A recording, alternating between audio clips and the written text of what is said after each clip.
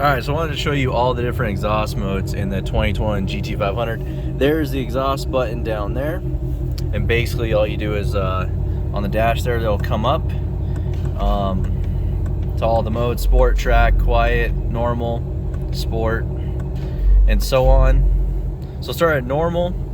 So this is normal.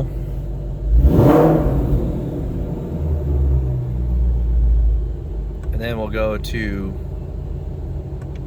sport.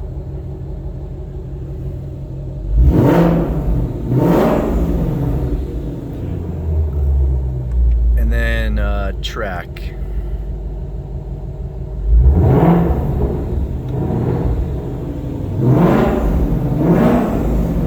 I definitely hear that that one's a bit louder.